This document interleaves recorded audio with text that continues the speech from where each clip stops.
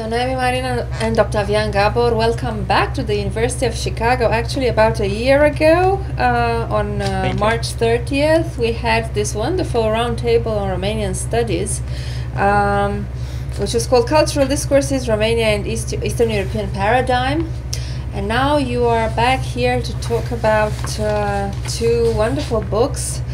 And I have to start by saying that when Noemi suggested that we do this dialogue, I thought there was no way we could put together a translation of a book of philosophy with a collection of poetry, but actually reading them, I discovered there are so many things they have in common, because they are both about translation and translation understood in a number of ways, geographical, cultural, linguistic.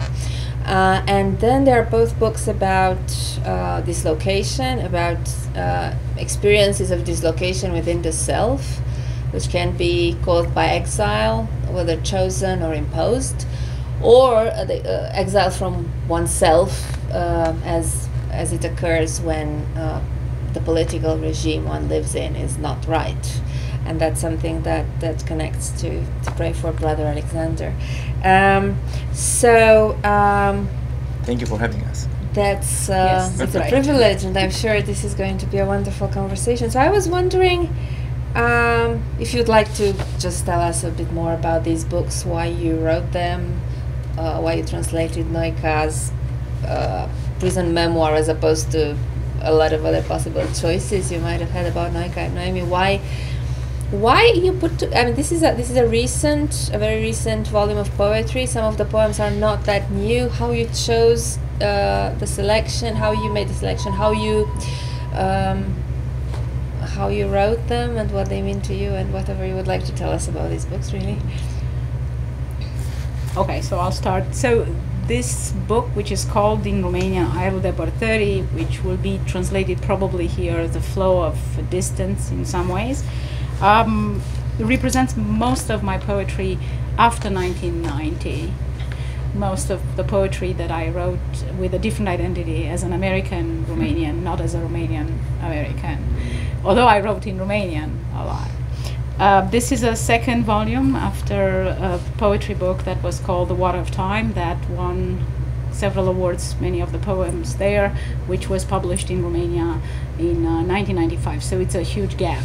And so the reason I collected them in this volume was to capture a little bit of the journey, a little bit of my own journey as a poet, as a writer, as a professor, as an academic who looks for the voices within. So that's what it is. Research. For you. So for me, actually, I teach a class on suffering and forgiveness, and part of it is on communism. And although I have no training, so to say, in communism or in history, but I look for books in English. I look for books in English, yes, that were about the persecution in Romania, and I couldn't find many. So, I said, well, maybe we should translate some of them. And then a friend of mine who also works in classics, I'm training Greek philosophy, wanted to read a book of Noica, Sentimentul Românesc al Ființei, so the Romanian sense, Romanian feeling of being. And she said, Tavi, we have to translate them. So, okay, so that really started it. In fact, actually, the book I mentioned will come out at the same publisher. Okay. Yes. Yeah, very important. And then there are two other books by Noica already in English. The philosophy book, so to say, Becoming Within Being, and Six Maladies of Contemporary Spirit. I think Jan Lee, I think, translated them already. Right, yeah. He's an established translator. Wonderful. Yeah. So yeah, it's important to mention that you are both American academics. I mean, you are Romanian Americans working in American universities. You both went through the experience of relocation, and you function, so to say, in English on a regular basis. Your profession implies speaking English and writing in English academically. But these books are not at all the same thing as academic discourse, and in fact, I'd like to come back, because I'm a translator myself and a philologist, I'd like to come back to the idea of translation, which I think very importantly brings the two books together. And to go back to Eva Hoffmann's Lost in Translation, in a sense, exile is an exercise in translation, and it's an exercise in which you get lost to begin with, and then you have to find yourself. And this is very difficult sometimes. And well, writing poetry means translating the self into metaphorical language, whereas philosophy is about theorizing about the experience of the present moment and theorizing yourself. So I'm wondering how you each feel about this act of translation, or maybe you disagree with my perception that this was very much a translation exercise for. You should start because you You want to go first? Yeah. Yeah, So, you yeah. actually. I never thought about being a translator, to be honest. It just came to my life, so to say. But when I started translated it, this one and the other books I'm translated as well, what appeared to me relevant was the fact that that I am always between two worlds. On the one hand, the author himself or herself, and I always forget that word, fidèle. Faithful. Faithful. You see what a translator I am. So you have to be faithful to the author on the one hand, but on the other hand, if you're too faithful to the author, then you're losing your audience, and you're also losing the author too. So what seemed to me the case is that in order for you to be faithful to the author, you have to betray him. The first step, and betraying the author, you actually gain the author in the context of the audience you have. But at the same time, you know, for me, you said lost in translation. The work of translation for me is not getting lost. In fact, it's recovering yourself. Because, you know, I told you I'm training Greek philosophy. Nevertheless, the work that I do with Romanian philosophy or Romanian literature or Romanian history, so to say, makes me realize also who I am. And I am the one that came into this world where I came.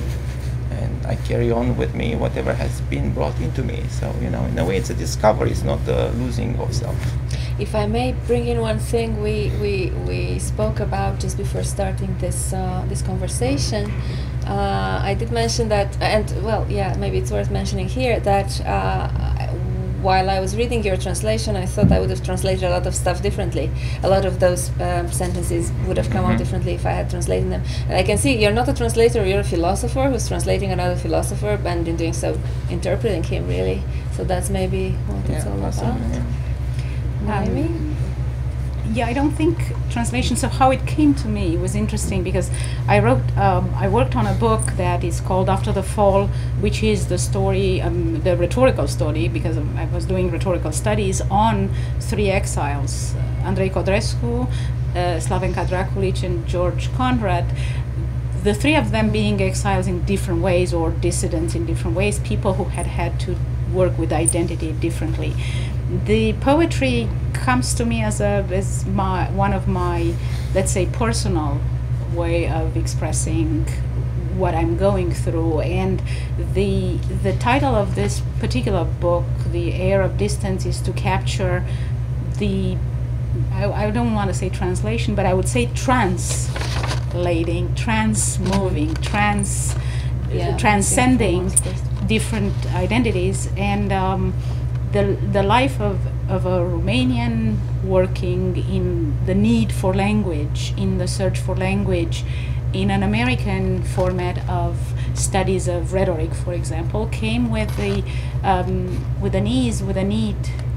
easy need to go into more search for words, whether in Romanian or in English, because funny enough or ironically enough, there was a fear of losing through translation, the losing through translation of life, my own words, my own vocabulary, my own identities. So it came in with the need for, and poetry helped me with a need to express more of who I used to be into who I can presently be. So it is, in a way, trans-moving identities. You've almost answered my next question, but there's a little bit more to it. So you are a very well-known professor of rhetoric. You've written a lot on communist and post-communist rhetoric, especially. So that's your main field. And a lot of people know you as an academic writing on this very precise discourse. Rhetoric is a discipline that approaches discourse in a very precise scientific way. And as literary critics Mirela Roznovanu and Simona Preda, who have written about your collection of poems, note, it comes almost as a surprise to the reader that your poetic voice is extremely distinct and original, and it expresses an intense reflection on the human condition under political pressure, and it's very creative and very metaphorical, and it seems almost a different voice from the one of the professor of rhetoric, which is extremely interesting. And of course one can draw connections if one wants to, but it's a different dimension of yourself. Would you like to tell us some more about your creative process? I mentioned that to you in our discussion before, that I got 5 awards in poetry. So that means that I dabbled in poetry long time before, just to say that. But I did get some national awards in Romania. In my first volume, The Water of Time, got recognized by that. But it because I like music and because I like rhetoric has the sensitivity of words as impacting people. For me, poetry came as another way to work with words, with words that have a meaning to an audience of one, at least for me, and then to an audience of. I would say when you write poetry, you write not thinking of a particular target audience, but you write because you have to express the ways you think of your voice. So when I studied voice in rhetoric, I thought, I shouldn't forget my own voice. So that's why. So there is a connection. There is a connection. You're also translated into French. Yes. Since we're talking about translation, that's important, and it came as a recognition of one of the prizes. Yes, I was very fortunate to be published also with an anthology of contemporary Romanian poets in Gallimard, and that's a pretty known publishing house. So that was a good seal of recognition. We should read some more of your poetry. I'm sure there will be a lot more coming out. So, Octavian Gabor, you were initially trained as a journalist, which is intriguing to me because and then you became a philosopher, which is what you really wanted to do, as you told me once. So it's intriguing because to me, philosophy, one of the most important missions of philosophy, maybe in the contemporary world or in the world as we know it, is to theorize about the present historical moment. And in a sense, journalism is about recording the present moment as accurately as possible. And I think it's very interesting to see how these two backgrounds combine in what you do, because the way in which you responded to through translation to Constantin Noica's prison experience seems to me to have an alertness that comes precisely from being able to theorize about the present moment. And I think it's interesting to put that to put your own work as a philosopher and your translation of Noica in a bit of a context, because Noica is one of the most important voices in modern Romanian philosophy. He's one of this distinguished quartet of Romanian intellectuals, Mircea Eliade, whose name certainly rings a bell here at the University of Chicago, but also Eugen Ionescu and Emil Cioran, who are important French intellectuals. So they functioned in they are present in the French language more than in Romanian, really, but their roots are back in Romania. So why did you choose to translate this particular book by Noica, which is not very well known? Actually, parts of it were discovered very recently in the Securitate archives. And what does Noica mean to you in general? And what do you think he means to Romanian culture nowadays. Why should we read Noica now? Yeah. So I will begin with the last part, at least a little bit. In fact, Noica is one of the people responsible for me doing philosophy. Not because I knew him, because I did not, but rather because reading his books made me study philosophy. So maybe that's why I'm going towards Noica. Why this particular book?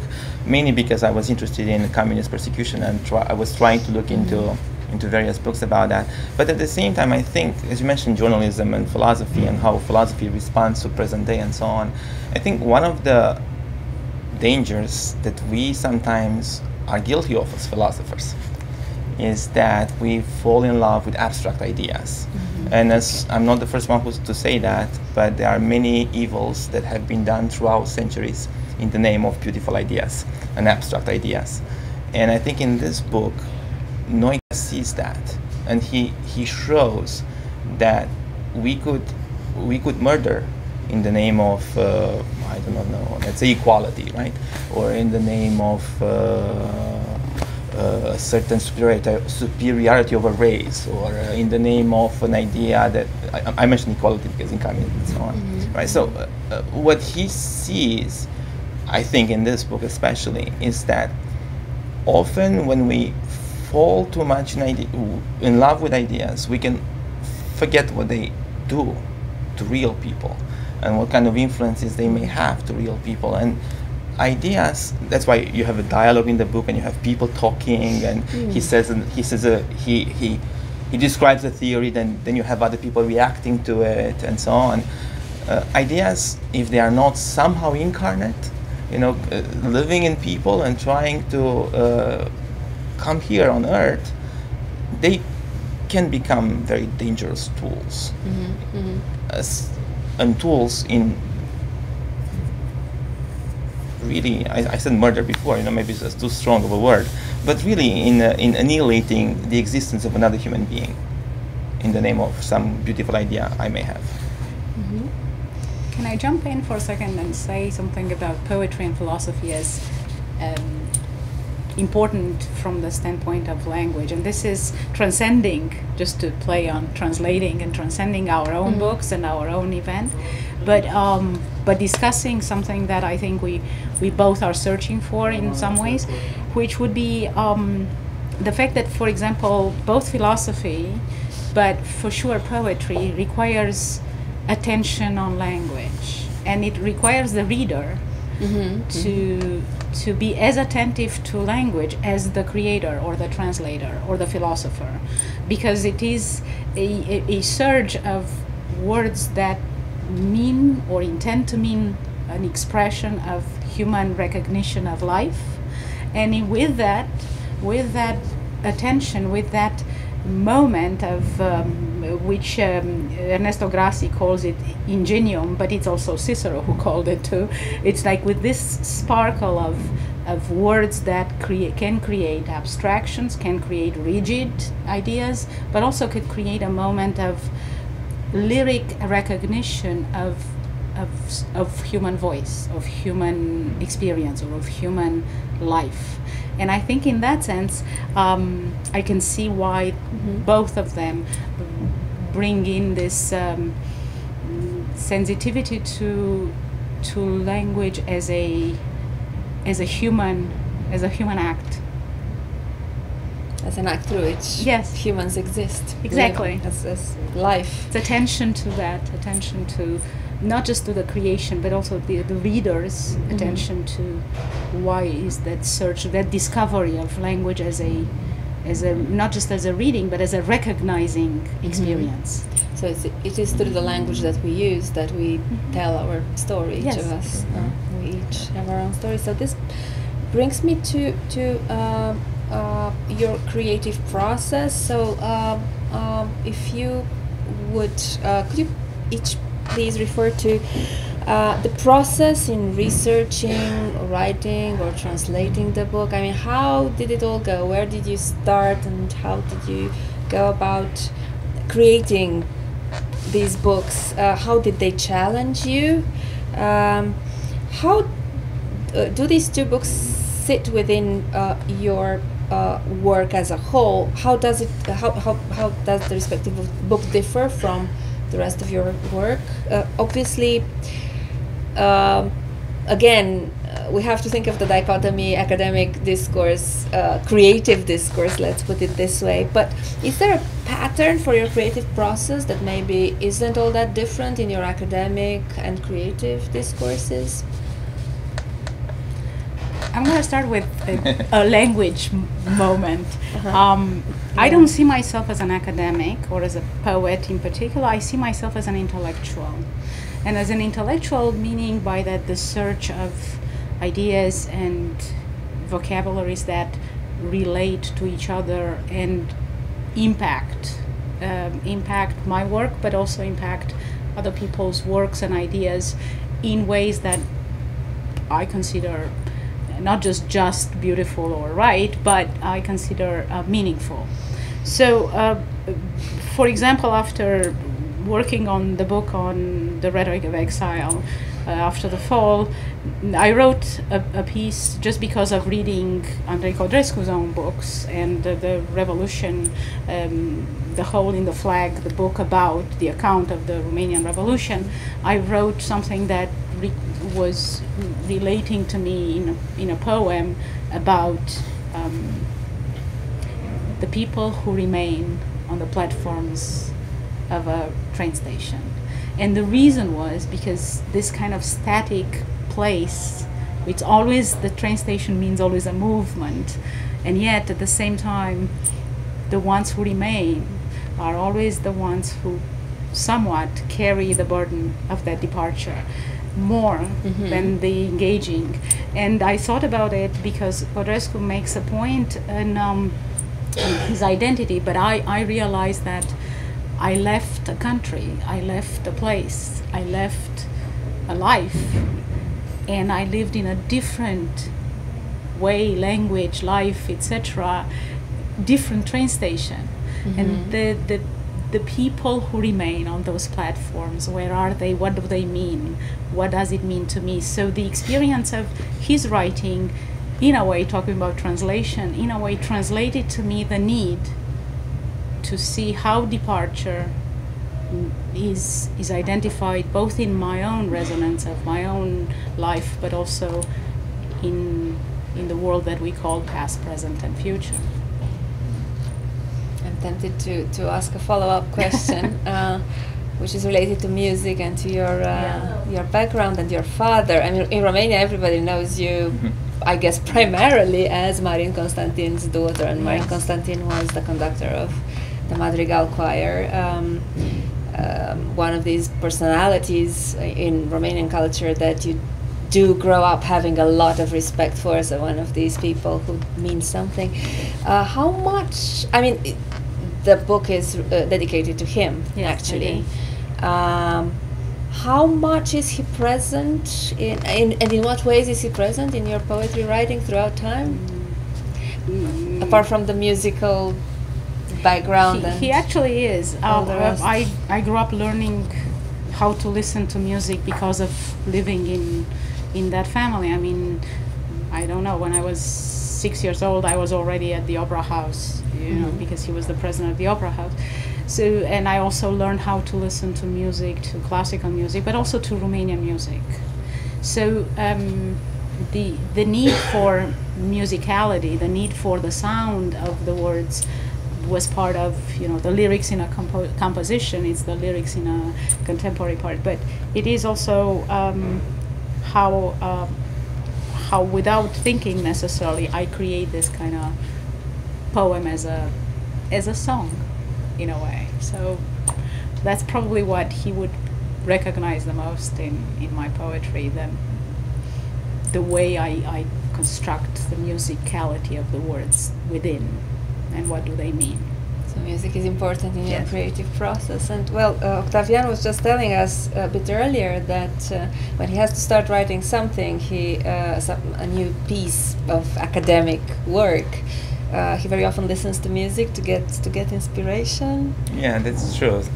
Inspiration, or to place myself in a mood, maybe, or things like that. Yes. He's a very rational philosopher, very rational working philosopher. on That's correct. ancient Greek authors. Yeah, but what Noemi mentioned too about, which I really like about the stations and all that, and about the home, and so on. I think translating a book of philosophy written by a Romanian philosopher, and you said it so well at the beginning that there are two kinds of exiles. There could be the exile that's imposed on you within your own culture, like imprisonment and so on.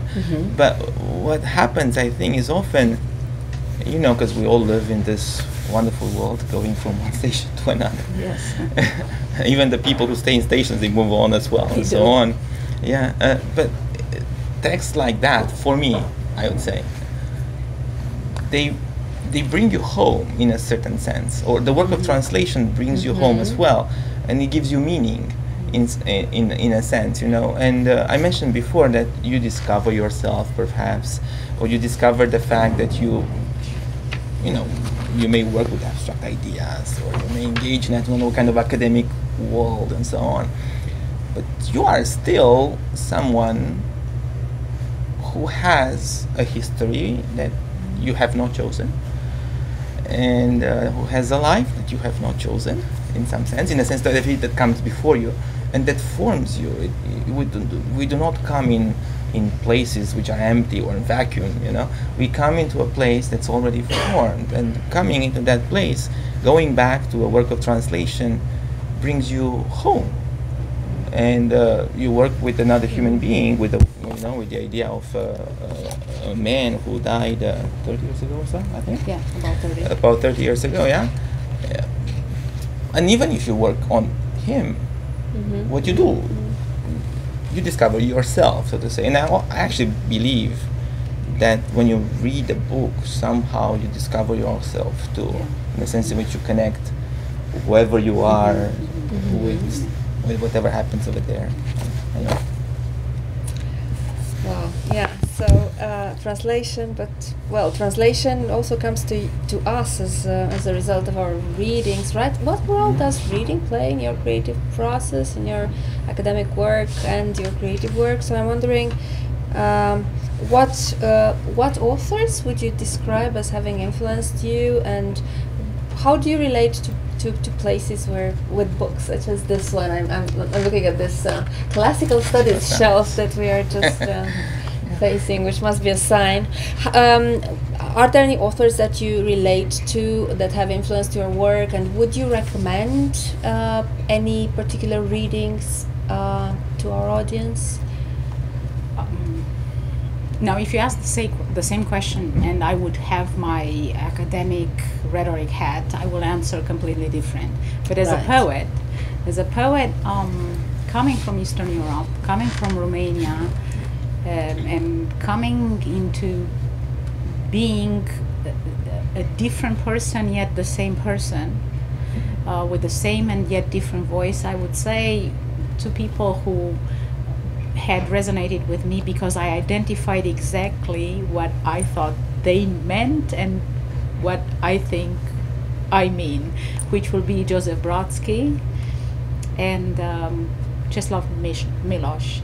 Milosz in The Captive Mind captures this need of freedom, at the same time need of a freedom of and from political context in order to remain in his own free will mind. And Brodsky talks specifically of the loss of words, the loss of words of home into the gaining of words that have to be filled into meaning. So with the head as a poet, I would say Joseph Brodsky and Milosz. Well, I'm a philosopher, so I should say philosophy, but nevertheless, the first author that I will mention is Dostoevsky, who, for me, there's no other like him. In the way in which he can travel within the soul of a human being is just marvelous, I think, at least. But then, and since we talk about Romanian philosophy and poetry and so on, I would truly invite people to read Noica, not necessarily Brave Robert Alexander, but also the other two books that been translated by the other translators I mentioned. Because what you do when you read Noica, I think you discover that he perceives that philosophy, like the book I mentioned, the Romanian sense of being, or the Romanian feeling of being, he perceives that philosophy doesn't come, that genuine philosophy comes really embodied. And there is a certain way in which you can talk about being, or there's a certain way to talk about becoming, and so on. And since Noica's book is about communist persecution, I should mention Solzhenitsyn. Of course, and I want to mention one more person who is a poet, philosopher, very well recognized in Romania, translated in English, but not enough, and his name is Lucian Blaga. Oh yeah. Oh yes. Who is probably the long... It is by Codrescu, by Enrico Tresckow, and it is about the longing, the Romanian longing that we all recognize, the dor, the philosophical approach to dor, and the poetic. So Blaga remains probably this is one of the things I share most with my father, was the love for Lucian Blaga's words. One of your poems mentions, well, thanks God for giving you the right hand in order to be able to write about tears, or something like that. Is that from Blaga? Blaga was born in Lancram, which he calls this village whose name embodies tears and crying. Lacrima means tear in Romanian. Well, we do have something in common, which you probably I haven't thought about till now, which is, Octavian works on Noica as part of the prison years of Noica, right? That's what the translation is. Yeah. And you mentioned something about exile. Both these experiences, whether it's a prison experience based on communist repercussion, or an exile trying to find back the way back, cannot come without tears, cannot come without longing, cannot come without the need to see deeper into where is home, who is your home of you, and which voice brings back the joy of living. So you can't avoid Blaga or Noica in that. And the Romanian poetry and philosophy should be more translated, actually, for this reason, because I think that there is so rich resources. There are so many about this transition of who we are. So then actually the third part of your volume, Through the Looking Glass, which contains poems in English and Romanian, so some of them written by you in English, translated into Romanian by your daughter, Oana Bonomo, the others, some of them the other way around. So this part is about looking at yourself in the mirror, right? This necessary act of self-recognition that you have to face. Joe Bogza wrote about it. Octavian Pala wrote about it, and many people, many cultural intellectuals or cultural voices of Romania wrote about the mirror. But I am fascinated with Lewis Carroll, talking about philosopher, mathematician, and wizard of words, not of was. And in that sense, the power of words, this is where the rhetorician in me comes in. The power of words brings in this duality of expression, ability to see the expression as fitting in with what we are. So remember that in mirrors we never recognize who we are, or we do we? Maybe we have to look at ourselves in the mirror of the other, and translation is precisely about that, right? You put a text in relation to another language and another culture, and you do something else with it. Right. Yes. And doing so, you're faithful or not to the translator, to the author. Yeah, I think you are faithful, but in different ways than we normally understand faithfulness, I would say. The main, as I mentioned before, the main way in which you are faithful to the author is to betray him. That's the first act you have to do. In order to speak to your audience. Yes, and because you have to be faithful to your audience as well. Yes, which is a I don't know, maybe an absurd world, but nevertheless one that gives you meaning. Well, thank you very much for being with us tonight. Thank you.